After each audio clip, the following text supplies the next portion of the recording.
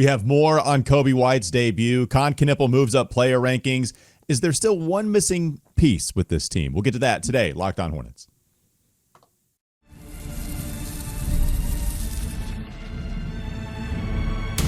You are Locked On Hornets, your daily Charlotte Hornets podcast. Part of the Locked On Podcast Network, your team every day. In a minute, cuz we live.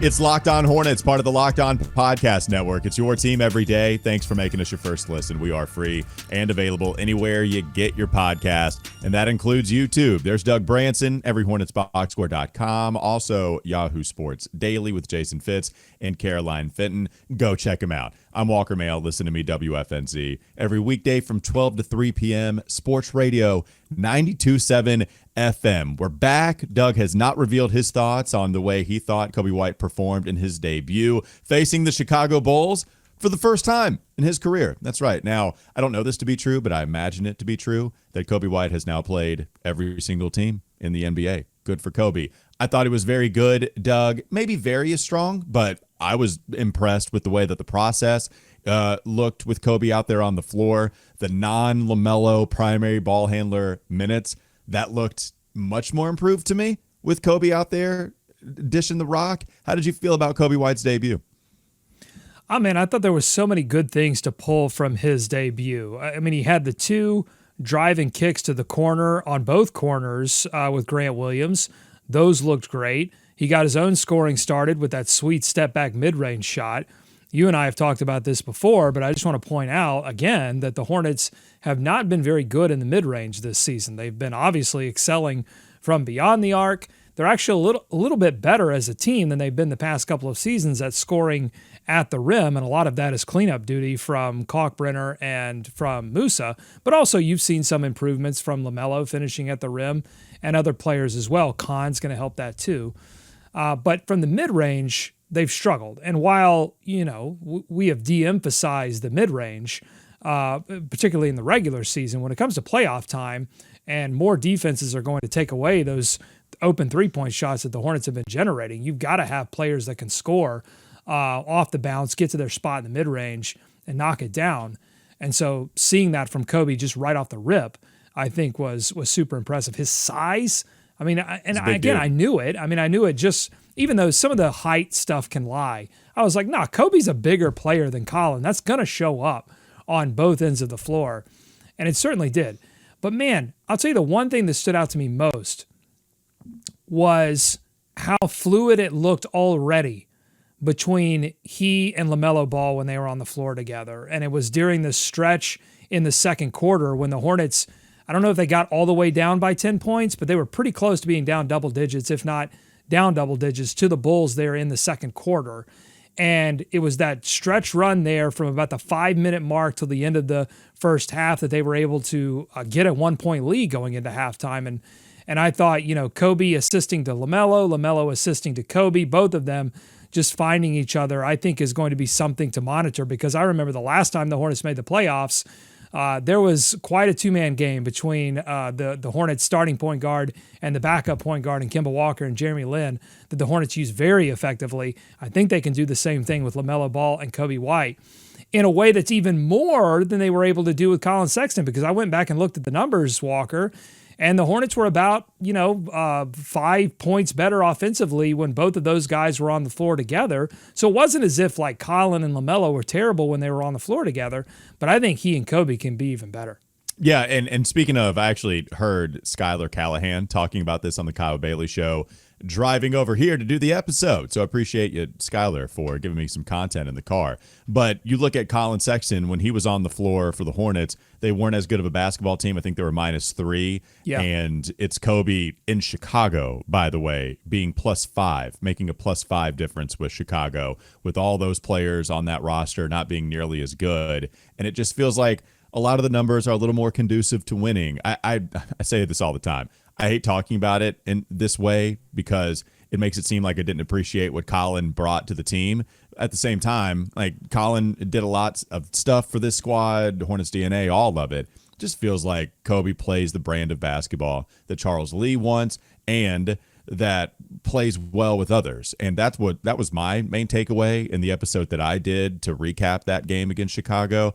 Man, it just feels like Coby is constantly surveying the court way more than Colin did. It's head down, tunnel vision, pick head up, and then pass. But Coby's got his head up. He's putting guys on his hip, and then he's scanning the court, and he's able to throw it all across the board, where it feels like you can order anything from the menu that Coby provides, and it's available for you. Where there's Colin is just, hey, I'm going to go score. Like, it's right here, guys. I'm just going to go right. I'm going to run through you. I'm the young bull, but put my head down.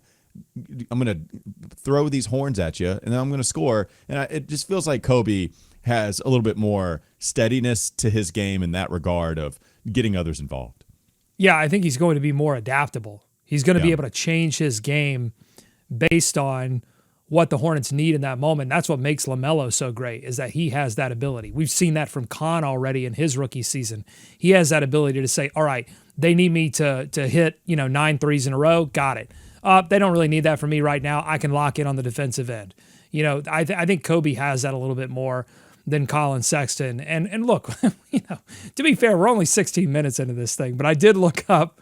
I wanted to know how they played with him on the floor versus off in those 16 minutes. And offensively, they were nearly 40 points per possession better. I think now defensively, they were 20 points worse. But they've got some stuff to work out there. But and those numbers will certainly not hold. But yeah, I mean, impressed, excited about what Coby White is going to bring to this team. And you heard from Coach Charles Lee before the game talking about just how quickly he's been able to pick up things. You talk about fit. I think the personality fit is going to be a little bit better. I listened to his pregame media availability, and he just seems like he kind of fits into that Kon Knueppel, Brandon Miller, LaMelo Ball mold of, professionalism, but also like less intense, but I'm focused and, not the young bull mentality. I don't know that it worked with these young guys. I think, and I'm not even like sliding Colin Sexton. I think that can work in certain situations, like maybe a more veteran laden team that would have been, more acceptable, but I just don't think it fit necessarily with this team. I think Coby will. All right. Coming up next on the Locked On Hornets podcast. Bees everywhere! One thought on Coby as it pertains to LaMelo and as it pertains to LaMelo, Kon Knueppel actually rising in some of the player rankings out there. Rank Radio. Can't get enough of it. Coming up next. This episode is brought to you by FanDuel. Ever wanted to experience the NBA Finals live and in person? FanDuel is giving you that chance to turn that dream into reality with their NBA sweepstakes. Here's how it works. Use your profit boost on any NBA future, and you'll automatically be entered for a shot to win an NBA Finals trip for 2. That's right, flights, tickets, the whole experience. If you're already looking at the board and thinking about which team can make a deep run, this is the perfect time to lock it in. I love futures this time of year. Whether it's picking a team to win the championship or grab a conference title, it adds that extra layer of excitement to every game down the stretch. Now, you can pick your cash, and you can possibly go to the NBA Finals. Visit FanDuel.com to get started. Use your profit boost on an NBA future and get entered for your chance to win a trip to the NBA Finals. Play your game with FanDuel, the official sports betting partner of the NBA. More Locked On Hornets ahead. Also want to remind you of the Everydayers Club. All you have to do is go to lockedonhornets.supercast.com. There you'll see all of the instructions on how to sign up. Just takes $5 a month. If you want to choose the yearly option, you can save 17%. If you sign up for the Everydayer Club, you get access to an ad-free audio feed for Locked On Hornets, compatible with every major podcast app. You get an invite to the members-only Locked On Hornets group chat, exclusive access to national bonus shows, a members-only Locked On merch store as well. So you also get a 60% discount on additional Everydayer Club member-level subscriptions. Go to lockedonhornets.supercast.com. That's lockedonhornets.supercast.com. One thing I was thinking about when it comes to Coby and LaMelo, because you brought up the way that they shared the floor with one another. So, one, I would love to have LaMelo or Coby on the floor at all times. Just one of them, right? Don't know about the minutes restriction with Coby. Played 15 and change. I know ESPN listed him having played 16 minutes in this game. Don't know if that is what we would expect from him the next couple of games, how far we're going to go north from that, 20, 23, whatever it may be. But I will tell you, I am a lot more comfortable with choosing your spots to develop Sion James as a ball handler rather than needing to rely on him as the non-Melo ball handler. It is phenomenally more comfortable, right? I love that we're getting this from Coby. But the other thing is, so you mentioned the on-off numbers. Man, I do wonder just how I wonder how much the on-off numbers for LaMelo are going to go down simply because you have a capable ball handler now in Coby that does make plays for others. And here's what I want to warn people. This is also the problem with on-off stats, right? So much of the on-off has to do with who else is on your team. You're off. Right. That's right. So when your number goes down and LaMelo isn't in Nikola Jokic territory anymore, let's not use that. I'm just warning you right now. No need to use that as an indictment on LaMelo as a basketball player. This is a good thing for the Hornets. If that number goes down, I'm hoping it's because not that LaMelo is his numbers going down when he's on the court. I hope it's going up when he's off. I hope that Coby White allows that gap to get a lot closer, and I think it probably will. I just think about it. Sion, and it was Colin for a little bit, but even Charles Lee decided to have Colin Sexton be like the 7th, 8th guy rather than the first guy off of the bench. He started one game. The second game of the season, it was the only game Kon Knueppel did not start this year, the second game of the year, by the way. And after that, he fell just so far down the pecking order. Like, that's not going to happen with Coby. And even just process, right? Process-oriented evaluation with Coby yesterday, it looked a lot better. I mean, it might go down. It might not. I mean, because I'm telling you, that lineup that they put out there at the end of the second quarter with LaMelo and Coby and Kon, I don't know how the hell you defend that. Like, honestly, I felt bad for the Bulls. Right. Everybody was saying I felt bad for Colin Sexton. I certainly felt bad for Colin Sexton. I felt bad for the entire Bulls team. Like, how the hell do you defend that? I've got this tweet here from Kalshi Hoops saying NBA most threes in the year 2026. Number 1, at 96 made threes, LaMelo Ball. At number 2, 84 made threes, Brandon Miller. At number 3, 84 made threes, Kon Knueppel. Then you get to 81 made threes, Luka Doncic, 80, Anthony Edwards. Top 3 3-point makes in the year of our Lord, 2026. All 3 of them are Hornets. I mean, this was a dangerous team at full strength without Coby White. And then I'm watching Coby get a little, shovel pass backwards from LaMelo Ball, who really just drew the defense just a little bit. It started out as a baseline out of bounds play, and LaMelo comes off of this, curls off of these 2 screens, and then just drags the defense down just a little bit on a drive, shovels it back to Coby, and Coby just pulls up because, again, it's a height situation. Like Colin, to his credit, hit a lot of threes as a member of the Charlotte Hornets. Was a very good three-point shooter, but he needed to be set up. He needed to be wide open. I'm not sure, or at least open. I'm not sure that Coby White needs all that. I think he could hit it even with a guy in his face, and you saw it on that play. So, man, yeah, I mean, I know I sound like super excited right now because I am. I'm jacked up. Should be. It's not just the coffee, folks. It's the Charlotte Hornets. Well, I mean, remember, you made fun of me. You made fun of me for it, and it hurt my feelings. But I do feel a little vindicated in the worry about the non-LaMelo ball handler minutes going down the drain when you didn't have Tyus Jones, who would have made a world of difference. I kid. But maybe. You didn't have anybody. You didn't have a safety valve. And same thing with Mike Conley when you bought him out.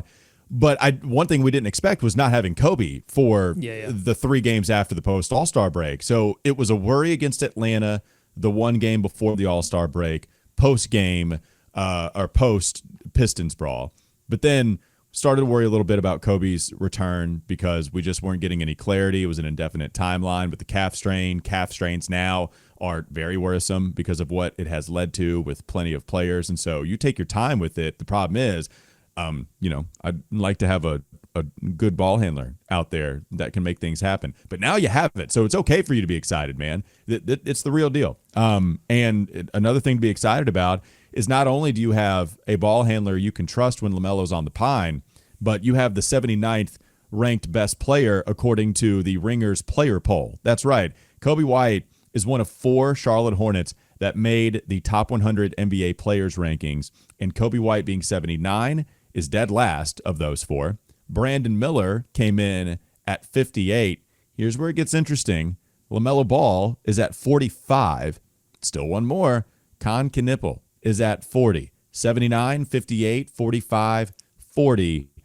Those are the 4 Hornets on the top 100 NBA players rankings, according to the Ringer. Not prospect rankings, not assets. So we just remove contracts. We remove what they might do in the future. It just says top 100 NBA player rankings right now. Doug, what are your thoughts? I'll tell you something right now. If the Hornets make the playoffs, not the play-in, if they get into the playoffs, there needs to be one more name added to that list, and that's Moussa Diabate. Damn right. Oh, sing that song. I knew I was going to just set you loud. off. You sing it loud.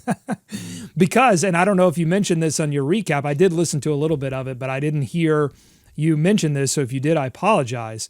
But of all of the great things that we saw in a blowout win against Chicago, Moussa Diabate, who didn't even score 10 points, was your game score leader because he had 6 stocks, no turnovers, 9, 7, and 5. That's good enough for an 18.9 game score, just a tick higher than Kon Knueppel and his 21 points at 18.7. The balance on this team is great. You've got Brandon at 15, Miles at 15, LaMelo at 10.8 on the game score. But Moussa Diabate leading it without scoring 10 points on a night that they scored 131 is incredible. I mean, the game score leader, he's always going to be towards the top and plus minus. That play where he blocks 2 shots and then goes mano-a-mano baseline to force a shot clock violation, it just all happens on one play.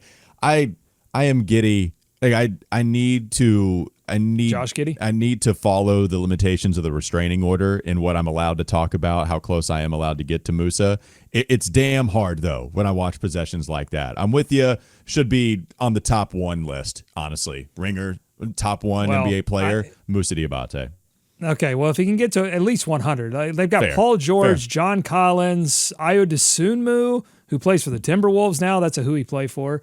Tari Eason, Beef Stew. Look, that would be the ultimate win for the Charlotte Hornets this season. If Moussa Diabate can somehow, if we can get through to the Ringer and say Moussa Diabate has to be above Beef Stew, I think that would be a huge win. You mush for him the right out of the rankings. You just mush him right on out of there. Then mush him. But yes, Kon Knueppel, the big story is Kon Knueppel moves to 40, which is just above LaMelo at 45. Let's see. And he's stuck at 45. He didn't move down. LaMelo didn't move down. Cooper and Kon moved up ahead of him. So Kon moves to 40. Here's the analysis from Michael Pina, who says, this was just yesterday, says, not to exaggerate, but this is one of the most remarkable rookie seasons of all time. Knueppel is averaging 19.2, 5.5, 3.5 assists per game while flirting with, here's your number, 50, 40, 90. You want it so bad, Walker. So bad. Obsessed with it. On a team that has the second highest net rating in the entire league since January 1. Of every rookie in NBA history with at least 500 field goal attempts, none has a higher true shooting percentage than Kon Knueppel. So I guess the question would be, does that all validate Kon being ahead of LaMelo at 40, where LaMelo sits at 45 right now? So the way you would justify it, and the way I would have justified it had I seen that it was the top 100 prospects, I know Bill Simmons releases the assets rankings where you have to consider everything. You have to consider age, you have to consider contract, you have to consider all of it. Now, where do you get to? Then Kon would have been a top LaMelo on this list, and I think most people would have understood that. But that's not what this list is. It's top 100 NBA players. And so with it being current top 100 NBA players, I do think LaMelo makes a bigger difference right now as that ball handler. Yes. And I do think the on-off numbers, all of it, right? We've gone through it. The bigger impact, who are you worried about the most missing time and that affecting the playoff run, I would say LaMelo. They just don't have anybody like it. And maybe we allow this to parlay into the next segment. I want to get to Kon stuff, but I also want to get to LaMelo stuff because there are things people aren't talking enough about that we're going to fix in the final segment. Coming up next on Locked On Hornets. We got things to say. He's everywhere! I think there's one missing piece when it comes to LaMelo being unstoppable. Offensively, there's one missing piece. Find out what it is coming up next on the Locked On Hornets podcast. This episode is brought to you by Indeed. Workplace chaos, deadlines stacking up, inbox overflowing, and the one position you have to fill still sitting open. When the pressure's on and you need the right hire, this is a job for sponsored jobs. Indeed, sponsored jobs. It helps you reach the people who actually fit what you're looking for, skills, experience, and location. So you're not just hoping the right candidate stumbles across your post. And here's a stat that says it all. In the minute I've been talking to you, companies like yours made 27 hires on Indeed, according to Indeed data worldwide. So if you're hiring, spend less time searching and more time interviewing candidates who check all your boxes with Indeed sponsored jobs. Spend less time searching and more time actually interviewing candidates who check all your boxes. Less stress, less time, more results. When you need the right person to cut through the chaos, this is a job for Indeed sponsored jobs. And listeners of this show will get $75 sponsored job credit to help get your job the premium status it deserves as Indeed.com/podcast. At Indeed.com/podcast. Just go to Indeed.com/podcast right now. Support our show by saying you heard about Indeed on this pod. Indeed.com/podcast. Terms and conditions apply. Need to hire? This is a job for Indeed sponsored jobs. More Locked On Hornets ahead. There's one missing piece for LaMelo. Just one? Yep. Okay. I was trying to think if I wanted to go with Kon or LaMelo first, but we'll just roll with the LaMelo momentum. So I was looking at some of the stats from LaMelo recently. Only 2 turnovers in this game, Doug. And you start to look at the amount of turnovers from LaMelo. We briefly touched on it the other day, but he's taken really good care of the basketball here recently. Mm-hmm. If you cut the season in half, essentially, right? What happened in 2025, what's happened this year in 2026, you go to how many times he was turning the ball over a game in 2025, it was sitting around 3.7. And he had a decent amount of games where he had 4 or more. I kind of consider 4 turnovers to be a bad game, taking care of the basketball. It depends on usage, all that. But 4 is a pretty good number that I like to go to. He had, in the first 3 games of the season, he had 4, 4, and 5 turnovers in each of those games. Had a 6 turnover game. There was another 4 turnover game, another 6-1-4, 6-6-5. All right. All of that happened in 2025. Enough for it to be a little bit of an issue, right? Not terrible. He had made progress last year, and then it kind of felt like he was losing all that progress. But then we get to the turn of the calendar. Doug, he's only averaging 2.2 turnovers a game. Wow. 3.7. You're almost cutting it in half.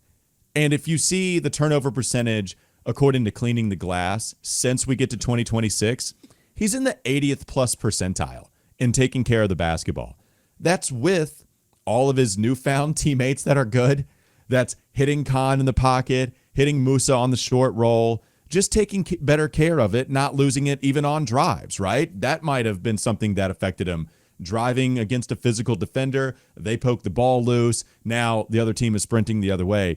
It's just been a long time now where LaMelo, even with his wizardry, like you would understand a savant like that having a decent amount of turnovers a game because nobody tries the bleep that he does. And so that's just kind of the thing you take with some of these wild point guards that are street ballers or make the street ball fun, sexy, savant-like pass.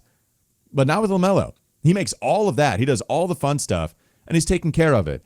And I just think now that that is so clearly not a weakness going all the way back to January 1st of this year, man, if he just was average finishing from 2, if you just finished at an average rate inside the three-point arc, the floater is second to last in efficiency. That's what it was as of a couple of days ago. To be fair, I didn't check before this, but it's not been good.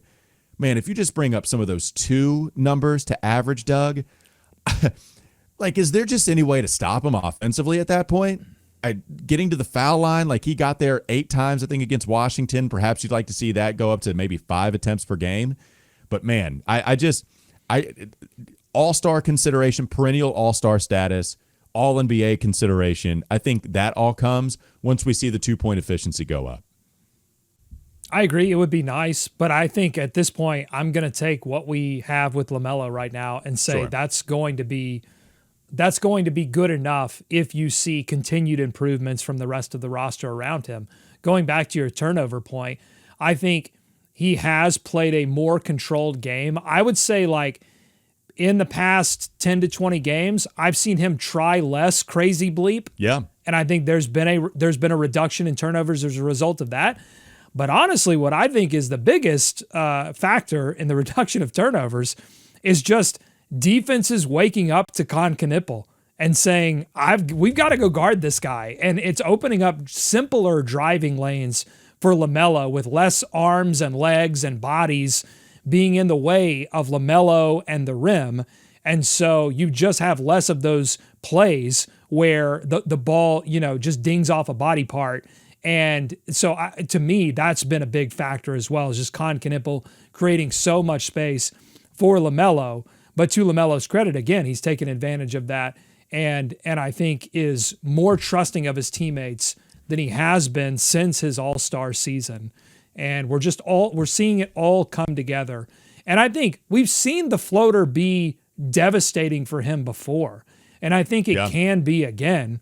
But, I think the Hornets will take, his one-legged three-point shot being as effective as it has been over the past, 5 or 10 games. They'll take that over getting the floater back going. But I totally see what you're saying. Yeah. It would make him an unstoppable force of nature offensively if all of those things click at the same time. It's interesting, right? Like that. I guess that's my point here, because clearly, you'll take the dude that makes everybody unbelievably better. Yeah, I'll take that guy as well. He is the key that unlocks all of this. I've called him the glass, not the straw. He's not the straw that stirs the drink. He is the cup. He is the glass that holds it all together. All of that is still true, whether he's hitting 2-point shots or not. At the same time, holy bleep, if he starts hitting shots inside the 3-point arc, because it's just not good, quite frankly, especially for a bigger guard. You would want to use that size to its function. Being 6'8", not only does it help you see over the top of everybody and make every pass imaginable, okay, check. Your size providing that advantage, that's awesome. You take full advantage of it. But what about finishing inside? That's always been something that's plagued him a little bit, but I'm not even so much talking about getting there as much and not finishing. I mean, you're talking about 43.5% on twos. Just can we get that to like 47? Can we get there? And once you get there, good luck. There's just good luck, good freaking luck, man. The free throw attempts will go up on more of that as well. I will say this though, man, like officials are on their same old stuff, not calling fouls. Like, I mean, he's getting frustrated. LaMelo is getting frustrated a lot again. I think you can see it the last few games. You saw it against Chicago. I don't know if it's going to come back to bite him or anything like that, but I get the frustration. Like, he's just not getting the benefit of the doubt despite teams legitimately getting physical with him. And that's frustrating to see for us as fans. It has to be frustrating for him.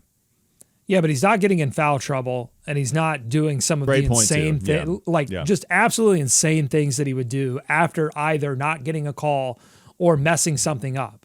Having a turnover that looked like a really bad pass, and then going to like immediately try to steal it back and getting a silly foul. Like, he's cut so much of that out of his game that I don't even notice it. It was so noticeable for so long. And that's where the mature player, the winning player, whatever language you want to use around it, that's the growth that we've seen from LaMelo Ball on the floor. And back to the Ringer ranking, this is where I agree with you that LaMelo has been the more impactful player. And if I were to do the list, I would still have LaMelo Ball slightly over Kon Knueppel in a list of top 100 players in the NBA.